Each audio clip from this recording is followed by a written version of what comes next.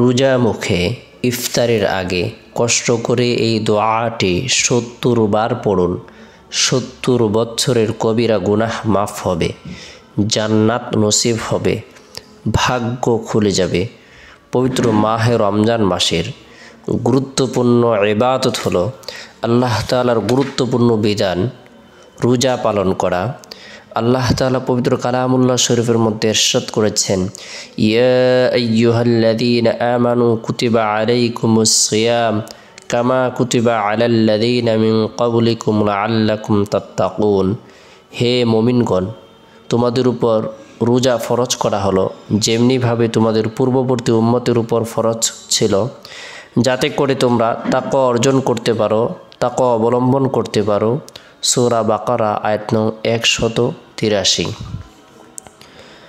আল্লাহ তাআলা পবিত্র মাহে রমজান মাসের গুরুত্বপূর্ণ ইবাদত দিয়েছেন তাকওয়া অবলম্বন করার উদ্দেশ্যে, সিয়াম সাধনা করার উদ্দেশ্যে, আল্লাহ তাআলার ভয়ভীতি অন্তরে ধারণ করার উদ্দেশ্যে রোজার মতো গুরুত্বপূর্ণ বিধান প্রদান করেছেন।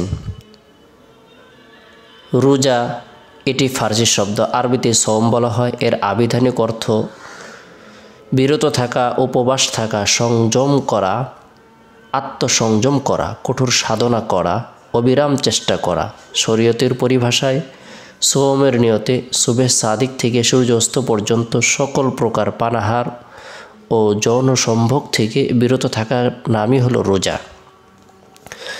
শরীয়তের গুরুত্ব অপরিসীম, আধ্যাত্মিক উন্নতি সাধনে এটি একটি অপরিহার্য ইবাদত।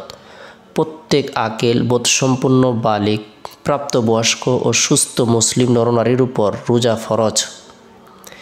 যে ব্যক্তি গুরুত্ব সহকারে পবিত্র মাহে রমজানের রোজা রাখবে, আল্লাহ তাআলার গুরুত্বপূর্ণ এই বিধানটি পালন করবে, আল্লাহ তাআলা এত আনন্দিত হবেন, এত খুশি হবেন।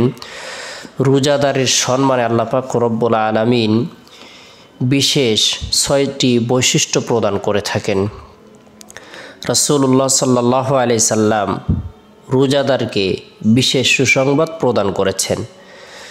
রোজাদারের মুখের দুর্গন্ধ আল্লাহ তাআলার কাছে মৃগ নাভির সুগন্ধের চাইতেও অধিক প্রিয়।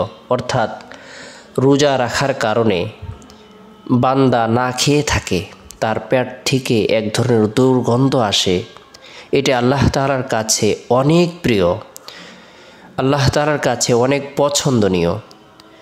২. সমুদ্রের মাছ রোজাদারের জন্য ইফতার পর্যন্ত দোয়া করতে থাকে। অপর একটি বর্ণনা এসেছে, ফেরেশতারা রোজাদারদের জন্য ক্ষমা প্রার্থনা করতে থাকে যতক্ষণ না তারা ইফতার করে। সুবহানাল্লাহ।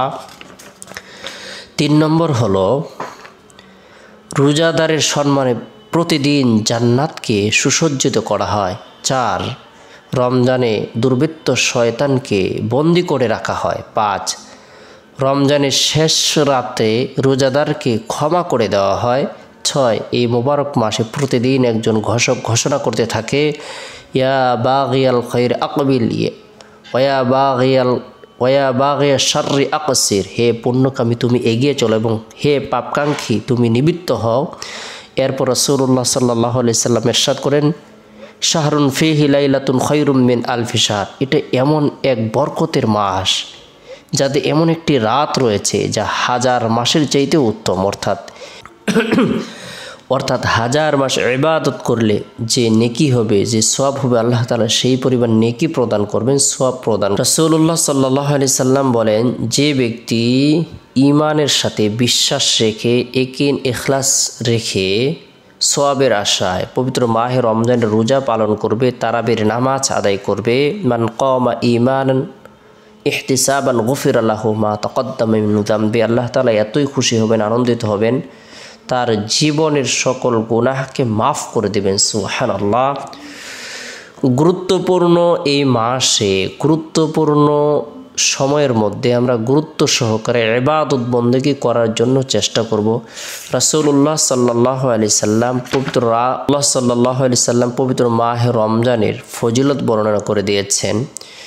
যে ব্যক্তি পবিত্র মাহে রমজানে একটি ফরজ ইবাদত করবে, আল্লাহ তাআলা তার নেকিকে ৭০ গুণ বৃদ্ধি করে দেবেন। ৭০টি ফরজের সমপরিমাণ নেকি প্রদান করবেন। 70টি ফরজ আদায় করলে যে পরিমাণ নেকি হবে আল্লাহ তাআলা সেই পরিমাণ নেকি প্রদান করবেন। কোনো ব্যক্তি যদি রমজানে একটি নফল ইবাদত করে আল্লাহ তাআলা ফরজের সমপরিমাণ নেকি প্রদান করবেন। রমজানের বরকতে আল্লাহ তাআলা জান্নাতের সকল দরজা উন্মুক্ত করে দেন, জাহান্নামের সকল দরজা বন্ধ করে দেন। রমজানে কোনো ব্যক্তি যদি ইন্তেকাল করে মারা যায় আল্লাহ পাক রব্বুল আলামিন তাকে মাফ করে দেন। সুবহানাল্লাহ। রাসূলুল্লাহ সাল্লাল্লাহু আলাইহি সাল্লাম পবিত্র মাহে রমজান উপলক্ষে 4টি আমল 4টি কাজ বেশি বেশি করতে বলেছেন। এর মধ্যে থেকে 2টি কাজ এমন 2টি আমল এমন যা আল্লাহ তাআলার সন্তুষ্টি লাভের মাধ্যম হবে, আল্লাহ তাআলার সন্তুষ্টির কারণ হবে। এক হলো অধিক পরিমাণে লা ইলাহা ইল্লাল্লাহ এই কালেমার জিকির করা। লা ইলাহা ইল্লাল্লাহ, যে ব্যক্তি লা ইলাহা ইল্লাল্লাহ এই কালেমা আমল করবে, পাঠ করবে, সে হাসতে হাসতে জান্নাতে প্রবেশ করবে, আল্লাহর নৈকট্য লাভ করবে। আল্লাহ তাআলা তাকে 7 আসমান জমিন থেকেও বেশি নেকি প্রদান করবেন। যে ব্যক্তি লা ইলাহা ইল্লাল্লাহ আমল করবে আল্লাহ তাআলা তার জন্য জান্নাত অবধারিত করে দিবেন, জান্নাত ওয়াজিব করে দিবেন। যে ব্যক্তি লা ইলাহা ইল্লাল্লাহ বলবে, হায়াতের মালিক আল্লাহ, রিজিকের মালিক আল্লাহ, ধন দৌলত দিনেওয়ালা আল্লাহ, শারীরিক সুস্থতার মালিক আল্লাহ, লা ইলাহা ইল্লাল্লাহ, আল্লাহ ছাড়া কোনো মাবুদ নাই, এ কথা সর্বদাই সে জিকির করবে, আল্লাহ তাআলাকে ডাকতে থাকবে, ইল্লাল্লাহ পাঠ করতে থাকবে, আল্লাহ পাক রব্বুল আলামিনের সন্তুষ্টি লাভ হবে। আল্লাহ তাআলা তার উপর সন্তুষ্ট হয়ে যাবেন, তাকে মাফ করে দেবেন। সুবহানাল্লাহ। এরপরে 2 নম্বর যে আমলটি আমাদের না করে কোনো উপায় নেই সেটি হলো বেশি বেশি ইস্তিগফার পাঠ করা। আস্তাগফিরুল্লাহ রব্বি মিন কুল্লি যামবি ওয়া আতুবু ইলাইহি, আস্তাগফিরুল্লাহ রব্বি মিন কুল্লি যামবি ওয়া আতুবু ইলাইহি।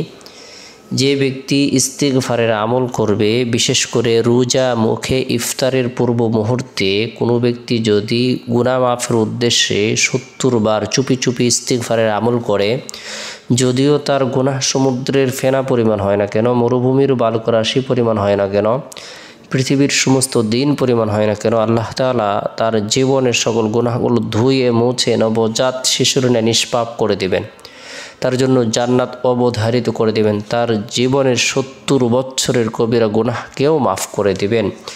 গুরুত্ব সহকারে আমরা আস্তাগফিরুল্লাহ রব্বি মিন কুল্লি যামবি ওয়া আতুবু ইলাইহি ইস্তিগফার রোজা মুখে ইফতারের পূর্ব মুহূর্তে 70 বার আমল করব। আর 2টি কাজ এমন রয়েছে যে 2টি কাজ আমাদের না করে কোনো উপায় নাই। উঠতে বসতে চলতে ফিরতে আমাদের সর্বক্ষণিক করা উচিত, সেটি হলো আল্লাহ তাআলার দরবারে জান্নাত চাওয়া, জাহান্নাম থেকে মুক্তি চাওয়া। আল্লাহুম্মা ইন্না নাসআলুকাল জান্নাতা ওয়া নাউযু বিকা মিনান নার, আল্লাহুম্মা ইন্না নাসআলুকাল জান্নাতা ওয়া নাউযু বিকা মিনান নার। হে আল্লাহ, আমি আপনার কাছে জান্নাত প্রার্থনা করি, জাহান্নাম থেকে পানাহ চাই। সুবহানাল্লাহ।